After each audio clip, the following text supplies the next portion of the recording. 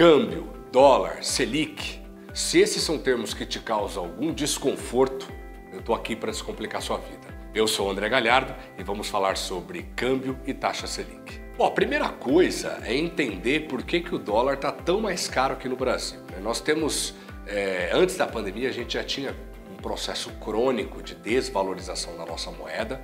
A gente já vinha acompanhando, a perda do poder aquisitivo do real em relação ao dólar, ou seja, cada vez a gente precisa de mais moeda brasileira para comprar uma única moeda norte-americana e outras, euro, libra, mas como o dólar é o padrão monetário internacional, a gente costuma falar em câmbio em relação ao dólar. Então é um processo crônico que foi ampliado, amplificado pela questão da pandemia, a partir de meados ali de 2020, quando as primeiras medidas de distanciamento social foram tomadas, a taxa de câmbio se desvalorizou rapidamente, a nossa moeda perdeu valor em relação ao dólar de forma muito rápida e isso produziu efeitos muito problemáticos para a nossa cadeia produtiva. Então, esse é o primeiro impacto, a nossa moeda estava perdendo valor de forma crônica, mesmo antes da pandemia, então uma coisa que já vem de antes da Covid-19.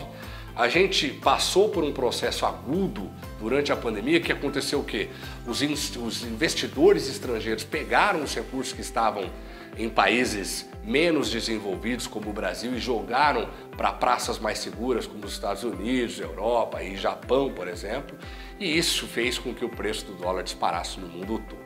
Então, esse é o primeiro entendimento do porquê que a moeda brasileira tem perdido tanto valor. A segunda parte é a seguinte, mesmo com a melhora da condição econômica nos países desenvolvidos, em alguma medida até aqui no Brasil, a moeda brasileira continua perdendo força, não consegue retornar para patamares vistos antes da pandemia. Isso é causado por diversos motivos que nós podemos discutir posteriormente. O segundo fator, por que esse encarecimento do dólar aqui para nós brasileiros deixa os produtos que a gente consome aqui dentro mais caros? Primeira explicação, parte do que a gente consome é importado. Alguns produtos que a gente consome aqui no Brasil vêm de fora do país. Como eu preciso de mais reais para pagar por essa mercadoria, o importador acaba pagando mais dinheiro por essa mercadoria, ele repassa esse aumento de custo para você, consumidor.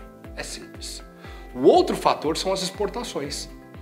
Como a nossa moeda está muito mais barata para os estrangeiros, pensa o seguinte, o dólar está mais caro para a gente, então o real está mais barato para os estrangeiros. Logo, as nossas mercadorias estão mais baratas para eles. Então, a procura pelas nossas mercadorias aumentou demais. E o que a gente produz? Muitos alimentos, minério de ferro, petróleo, muitos itens básicos que faz falta no nosso dia a dia. Então, parte do que poderia ter sido consumido pelos brasileiros acabou sendo enviado ao exterior, porque a demanda estrangeira aumentou muito, a demanda pelos nossos produtos aumentou muito. Em segundo lugar, o preço dessas mercadorias aumentou demais no mercado internacional, então os produtores brasileiros estão preferindo enviar essas mercadorias ao exterior do que vender no mercado doméstico. Então, como uma parcela do que consumiríamos aqui está sendo enviada para o exterior, há uma espécie de escassez de produtos aqui. E quanto menos eu tenho de um determinado produto, mais caro esse produto fica. É o que aconteceu com o arroz, com óleo de soja, com a carne bovina, leite e tantos outros produtos que você sabe bem do que eu estou falando. Então, um aumento, um encarecimento das importações e um aumento das exportações acabaram produzindo um efeito muito ruim sobre os preços dos produtos que nós consumimos aqui no Brasil. Mas o problema não é só esse.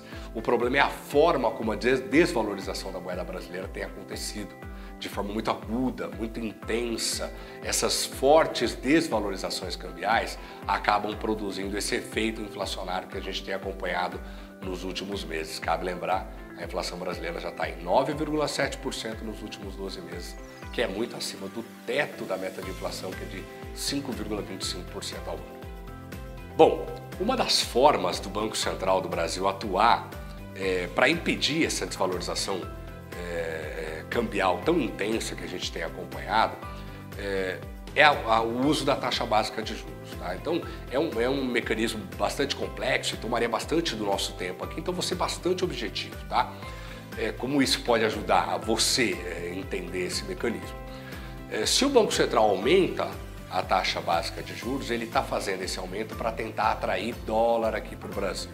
Ele está dizendo ao investidor estrangeiro que o rendimento dos títulos públicos brasileiros estão melhores neste momento, tentando atrair dólar para cá. Porque se vem mais dólares ao Brasil, se eu tenho mais dólares à disposição dos bancos, o preço da moeda americana cai. A nossa moeda melhora, a taxa de câmbio melhora aqui no Brasil. Só que tem o outro lado da moeda. Se o Banco Central está subindo muito o que chamamos de taxa básica de juros, a famosa Selic, os bancos costumam subir também as taxas de juros de empréstimos concedidos a nós. Ou seja, se o Banco Central está aumentando bastante a Selic para controlar um problema cambial, vai acabar subindo o crédito, o custo do crédito para você comprar o seu carro, a sua casa, para você comprar a sua televisão, enfim. As taxas de juros totais, todas elas da economia, acabam acompanhando em alguma medida esse movimento da alta da taxa básica de juros. Então é muito interessante, por que isso serve para a sua educação financeira? É muito interessante você acompanhar o movimento do dólar e entender que ele pode trazer um movimento da taxa básica de juros e a partir disso entender também que esse movimento da Selic, a famosa Selic, pode influenciar no custo de captação de recursos, de empréstimos dentro do sistema financeiro nacional. Bom, então o que você pode fazer com tudo isso de informação? Vamos lá, da mesma forma que estava um ambiente muito benigno para você tomar empréstimo durante o momento mais agudo da pandemia, porque a taxa básica de juros foi para 2% ao ano, né? Claro que muita gente perdeu o emprego e a situação conjuntural da nossa economia era muito lamentável, além, é claro, da questão óbvia das vidas perdidas e todo o resto. Naquele momento, do ponto de vista da taxa de juros, era um ambiente muito bom para se tomar empréstimo. Neste momento, agora, metade para o final de 2021, o Banco Central já começou um movimento de altas da taxa básica de juros e isso já tem influenciado o custo de captação de crédito para as pessoas físicas e jurídicas. Então é o seguinte, se você pode adiar a decisão de uma compra ou usar os recursos para pagar parte do que você deseja comprar, do que você deseja adquirir à vista, este é o momento. Porque o custo de captação de crédito está ficando mais alto e ele vai continuar subindo. Agora em setembro, a taxa básica de juros está em 5,25% ao ano e ela vai chegar ao final de 2021 a 8%. A depender do comportamento da inflação no começo de 2022, essa taxa pode ir além desses 8%. E o que isso significa para a gente, para o nosso dia a dia? Significa taxas de juros mais elevadas para financiar aquela fatura do teu cartão de crédito. Significa taxas de juros mais elevadas para o uso do cheque especial. Significa taxa de juros mais elevadas para toda e qualquer tomada de empréstimo junto ao seu banco. Então, fica atento. Veja se o seu banco já iniciou essa trajetória de alta de juros para o consumidor. Veja se ele já está seguindo os passos do Banco Central. Se sim, a melhor decisão neste momento é usar recursos que você tem para comprar o que você precisa com recursos à vista ou adiar a decisão de compra para um momento um pouco mais benigno. Bom, eu falei muito de passado, né? Eu quero dar uma dica para você sobre o futuro. O que pode acontecer? Como se preparar? O Banco Central não tem interesse nenhum neste momento em manter uma taxa de juros muito elevada. O que acontece?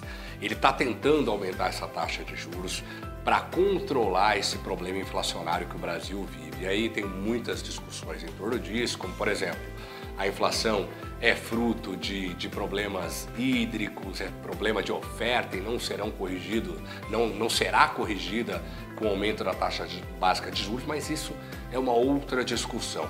O que é importante para a gente neste momento? O diagnóstico do nosso Banco Central é que a inflação deste momento ela é passageira, ela é transitória. Ela está demorando mais a passar do que foi imaginado inicialmente. Esse é um ponto. Mas o diagnóstico de que ela é passageira permanece. Então, vamos assumir que o Banco Central do Brasil e do resto do mundo está correto de que a inflação que nós temos acompanhado em maior grau aqui no Brasil do que nos Estados Unidos é verdade, ela é passageira. Tá? Vamos imaginar isso. A partir de 2022, ela deve convergir para patamares menores, o que pode fazer com que o Banco Central do Brasil passe para um movimento de diminuição dessa taxa básica de juros. É aí que você pode aproveitar a oportunidade de contratar um crédito mais barato. É a partir deste movimento de baixa da inflação que você já pode intuir que a Autoridade Monetária do Brasil, o Banco Central, vai começar a diminuir essa taxa básica de juros e que o crédito para você ou para sua empresa vai ficar mais barato a partir de então. Então, o primeiro sinal que você tem que acompanhar que a hora de comprar está chegando é a inflação começou a diminuir. E aí, consequentemente, o Banco Central do Brasil começa a ser menos restritivo, começa a diminuir essa taxa básica de juros, o que certamente pode, a gente espera pelo menos, impactar a taxa de juros do teu cartão de crédito, do teu cheque especial e de todas as outras modalidades de crédito que você está usando nesse momento. Bem, esse é um tema complexo e eu espero ter trazido um pouco de leveza. Eu espero ter contribuído para a sua educação financeira e eu vejo você no próximo vídeo.